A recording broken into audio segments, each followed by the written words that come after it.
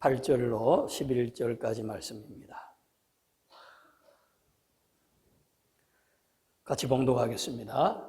그 지역의 목자들이 밤에 밖에서 자기 양떼를 지키더니 주의 사자가 곁에 서고 주의 영광이 그들을 두루 비추매 크게 무서워하는지라. 천사가 이르되 무서워하지 말라. 보라, 내가 온 백성에게 미칠 큰 기쁨의 좋은 소식을 너희에게 전하노라. 오늘 다윗의 동네에 너희를 위하여 구주가 나셨으니 곧 그리스도 주시니라. 아멘.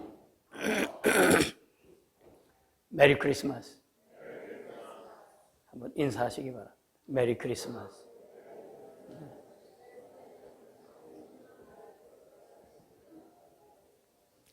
오늘은 본문을 통해 주시는 성탄 메시지, 큰 기쁨의 좋은 소식을 함께 듣고자 합니다.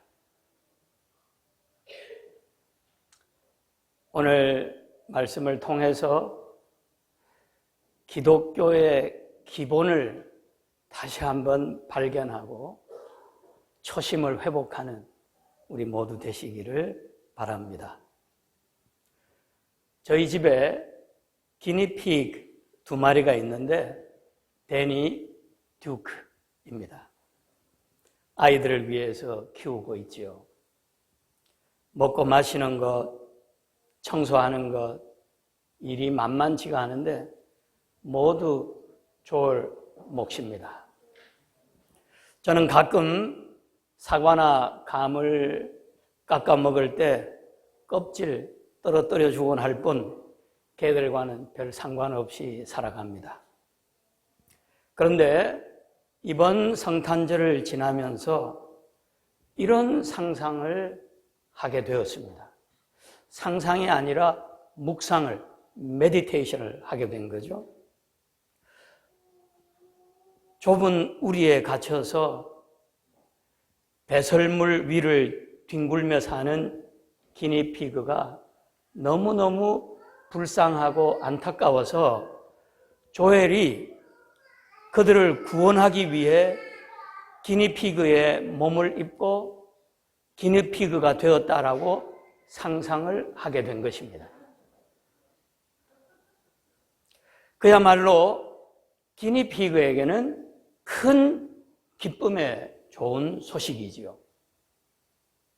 하지만 조엘 쪽에서 보면 큰 슬픔의 나쁜 소식입니다. 하나님이 인간이 되다니, 인간이 기니피그가 되다니, 이게 무슨 슬픈 일입니까? 이게 무슨 비극입니까? 그렇지 않아요? 이게 이번 성탄절에 제가 받은 성탄의 메시지입니다. 그렇습니다. 우리 쪽에서 보면 성탄이 큰 기쁨의 좋은 소식이지만 하나님 편에서 보면 큰 슬픔의 나쁜 소식입니다. 인간이 기니피그가 된다는 것도 말이 안 되는 일이지만 하나님이 인간이 된다라고 하는 것은 더더욱 말이 안 되는, 그래서 도저히 믿을 수 없을 정도로 놀라운 사건입니다. 그래서 하나님이 인간의 몸을 입고 아기로 태어나시는 그 엄청난 사건을 안 사람들은 극소수의 사람들 뿐이었습니다. 좀 이해가 되십니까?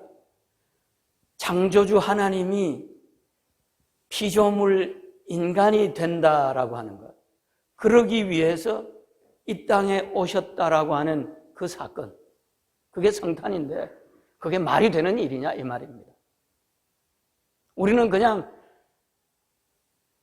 이렇게 얘기하면 좀 신뢰가 될지 모르겠습니다만 저도 포함해서 멋 모르고 기뻐하고 좋아하지만 그게 좋기만 한 일이냐 이 말입니다.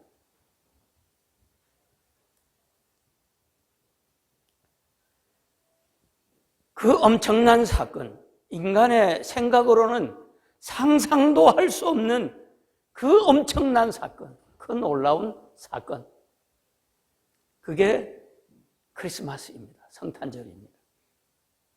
그러니까 생각을 해보세요. 조엘이 기니픽의 몸을 입고 기니픽에게 다가갔지만 기니픽이 그 놀라운 사건을 어떻게 무슨 수로 알겠습니까? 뭘 모르는 거죠, 그냥. 뭘 모르니까 사람들이 어떻게 했습니까? 그 고마운 예수님을 죽여버리잖아요.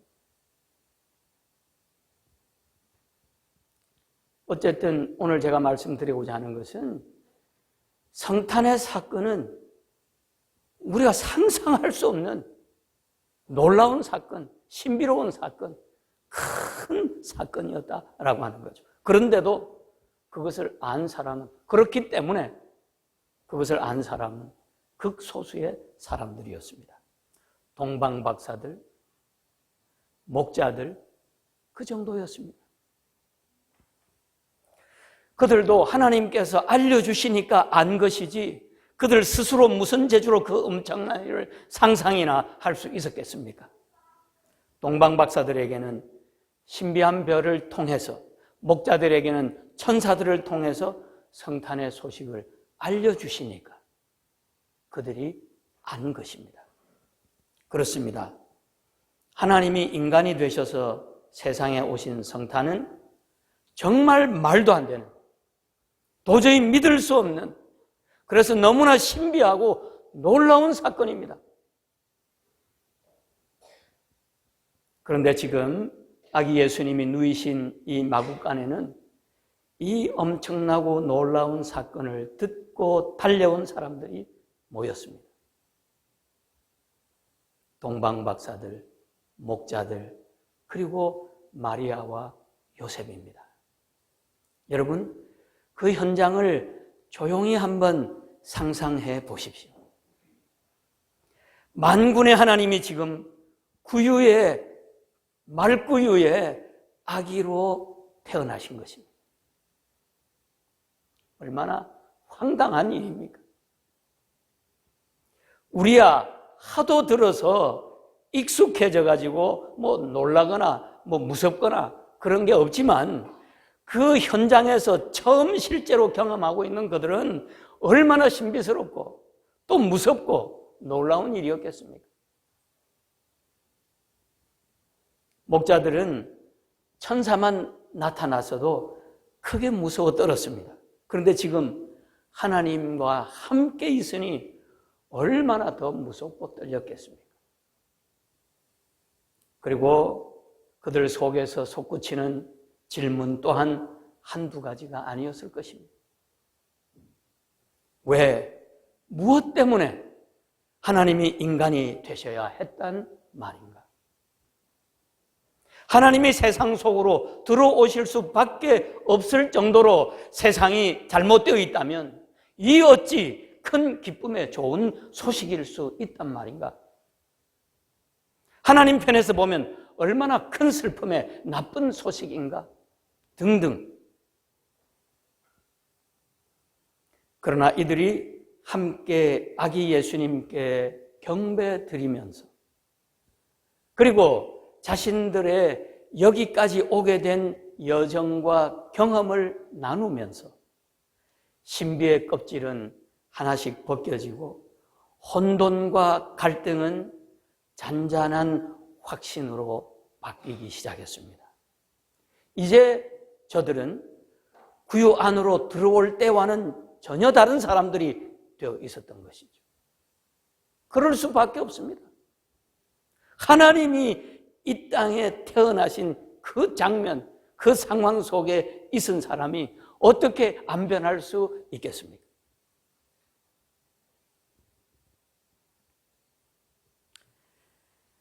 이제 하나님이 인간이 되신 것을 듣고 보고 경험한 이들이 그 남은 생애를 어떻게 살았을까요? 하나님이 인간이 되신 그 엄청난 사건을 듣고 보고 아기 예수님께 경배드린 저들이 이제 어떻게 살아야만 했을까요? 예수님과 함께 경배드리며 예배 공동체로서 서로의 경험을 나누고 확인한 저들이 이제 어떻게 살았을까요? 아마도 하나님이 아기가 되신 그 현장을 목격한 그 충격을 그들은 평생 잊을 수 없었을 것입니다. 어떻게 그토록 충격적인 일을 잊어버릴 수 있었겠습니까? 그래, 그들은 하나님이 세상에 오셨다는 사실을 알리며 나누며 설명하며 증인의 사명을 감당할 수밖에 없었을 것입니다. 그리고 더 중요한 것은 그들이 목격하고 경배드렸던 그 하나님은 인간과 함께하기 위하여 사람이 되어 이 땅에 오셨다라고 하는 사실을 그들은 한시도 잊어버릴 수가 없었을 것입니다. 사람으로 오셔서 함께 사시며 하나님의 모습과 삶을 직접 보여주시고 세상이라고 하는 좁은 울타리 넘어 더 크고 넓은 영원한 세계가 있음을 알려주시고 죄를 다스리며 그 천국을 향해 사는 길로 우리 인생을 인도해 주시기를 원하신다라고 하는 사실을 그들은 깨달았을 것입니다. 그래서 그들은 하나님을 떠나서는 한순간도 살 수가 없었을 것입니다.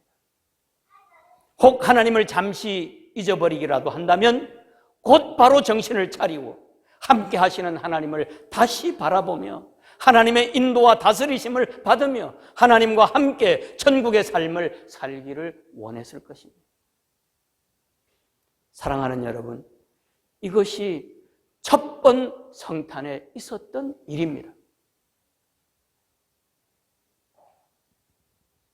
오늘 또 한 번 성탄절을 맞이하고 지나면서 첫 번 성탄의 의미를 그 현장에 들어가 있는 것처럼 우리도 느낄 수 있기를 바라고 되새길 수 있기를 바랍니다. 하나님이 인간이 되신 놀라운 신비가 저와 여러분의 마음에도 큰 감격과 충격으로 새겨질 수 있기를 바랍니다. 성탄의 기쁨 뒤에는 하나님의 슬픔이 있음을 기억하며 인간이 되셔서까지 우리와 함께 하기를 원하시는 그 하나님과 함께 살기를 힘쓰는 우리 모두가 될 수 있기를 축복합니다. 기도하겠습니다.